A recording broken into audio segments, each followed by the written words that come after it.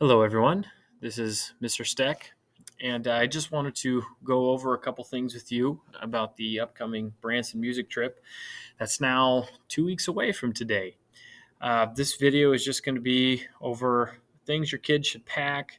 We'll go over an itinerary as well as some expectations and rules. Rather than calling a parent meeting to have all you come in here for 10, 15 minutes, I figured it's just going to be easier for me just to make a video. If you have any questions, you can reach out to me or Mrs. Steck or Mrs. C. High through our emails or if you have our phone numbers. So I'm going to go ahead and get started here. First off, some things to pack for the trip.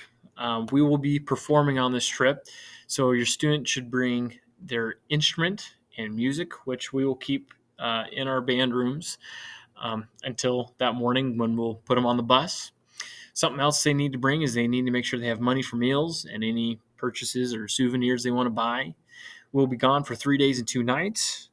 And so the temperature could range from 70 to 85 degrees for the daytime high. So maybe dress for warm weather. And clothing, it must be school appropriate. So if they wouldn't wear it in school, they should not be wearing it on the trip. And if they're wearing something that isn't deemed appropriate, they will be asked to change. I suggest your students bring comfortable shoes, especially for the day when we go to Silver Dollar City. It's a pretty big amusement park, and so they'll be doing quite a bit of walking, and there's some hills and stuff. So they'll definitely want to make sure they have a comfortable pair of shoes for that. Uh, Bring a jacket just in case. Don't know if it'll rain or not, but better to be prepared than not. And lastly, in terms of things that they absolutely should bring is if they have medication, please make sure they have that packed. And then also, please make sure to let either myself or Mrs. Seahigh or Mrs. Steck know of any medications that your child must take. We want to make sure that they get them taken at the right time. And so what we would appreciate is if you would please give us some sort of documentation of what medication it is that your child needs and when they need it and how much of it they need.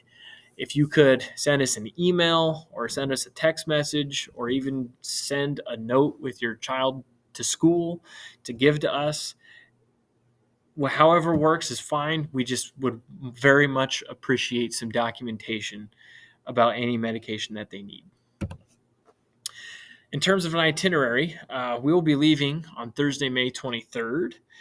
The bus will be leaving at 5 a.m. I suggest that your student is here no later than 4:45 a.m. that morning.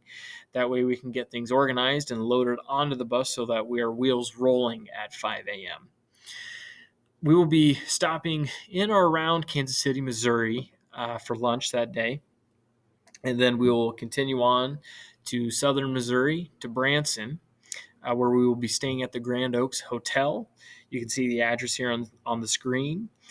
That night, we'll be going to a group dinner. We'll be seeing a show, and then we'll head back to the hotel where we can hang out until bedtime. And then we will wake up the next day. We'll have breakfast at the hotel. And this is sort of our big day where we go to Silver Dollar City. Before we enjoy Silver Dollar City, we're going to enjoy performing with each other first. We'll be playing pep band where I believe they're going to have us at the gate entrance of Silver Dollar City, where we'll get to play pep band tunes and kind of get people excited on their way into the park. And again, Silver Dollar City is a really big park. They've got roller coaster rides there. They've got food. There are shows that happen. There's all kinds of shopping and stuff. So if your student isn't someone who likes thrill rides, that's totally fine. They will find something to do there that they enjoy. And then after Silver Dollar City, we're going to go back to the hotel just to kind of freshen up. And then we'll go out again for another meal, another show, and then we'll come back to the hotel that evening. And then our last day will be Saturday, May 25th, where again we'll have breakfast at the hotel. And then we will leave the hotel and check out. We will not be going back to the hotel after that morning. We're going to go to the Track Family Fun Parks, where they have I believe they have go-karts and mini golf and some other fun things there for the students. We'll spend a while there before we go to the Branson Landing, and the Branson Landing will be our last stop in Branson. At the Branson Landing, there's food, there's things to see, and there's all kinds of shopping. And then after the Branson Landing, we're going to start head back towards Neely. Again, I believe we will be stopping in or around Kansas City for food around supper time. And then we plan to be back at Neely Oakdale by about 1 a.m., what would be early morning on May 26th. And so, if you are planning on picking your child up from the trip, I suggest that you are in contact with them that the evening of the 25th, so you know about when you'll need to be at the school to pick them up. So now I'm going to go over some expectations and rules for the trip. So first off, these expectations are ones that I'm sure the students will be familiar with. First and foremost, we want students to be positive. They'll use kind words and gestures, and they'll take pride in their band and their school, and they'll be kind towards others. Our second expectation is that students will be responsible. They will need to stay with their assigned group. They'll need to be on time and prepared each day. And I want to stress this part. It's important that students maintain an open line of communication with the adults on the trip.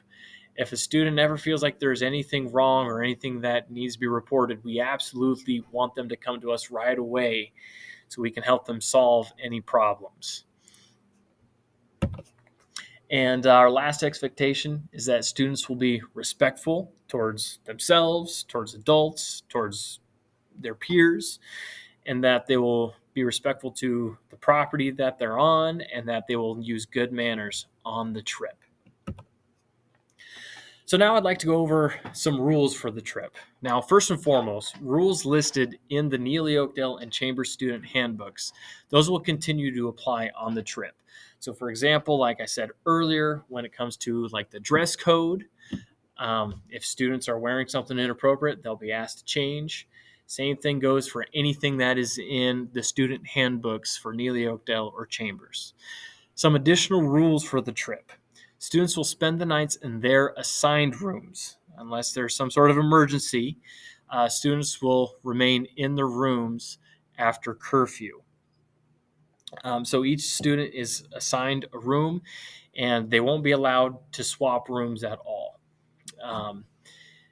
Students will also not be permitted at any time, whether it's day or night, to be in the hotel room with a member of the opposite sex unless they are accompanied by a sponsor. So we don't want boys and girls rooms, and we don't want girls and boys rooms. These next two rules kind of have to deal with what students should not be bringing on the trip, or things that they should not be looking to purchase while on the trip.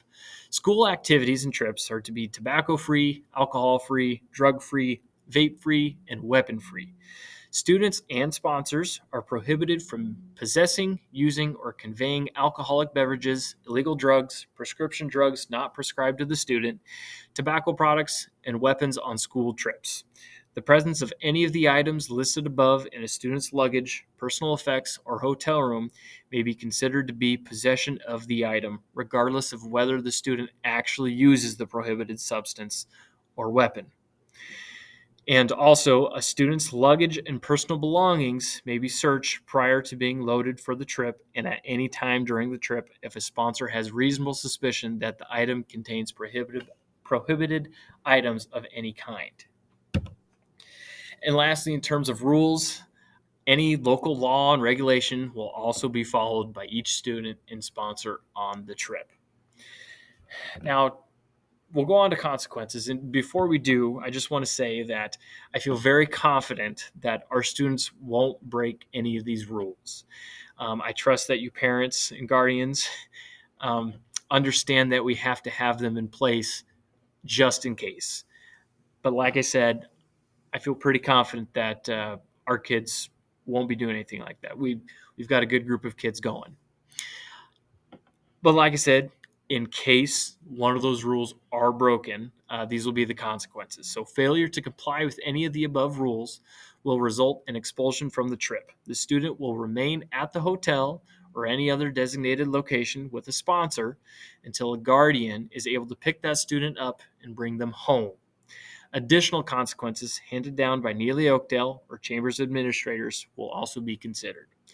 Again, I don't think this will be a problem at all, but I trust that you all understand that we have to have these in place just in case. Um, that's all that I have for this short little video. Each student has received an itinerary for the trip. I ask that you please go over these rules and expectations with them. Each student will also receive a paper that has all the rules and expectations on there too. So please talk those over with your kids, and I'm looking forward to this trip. Thank you.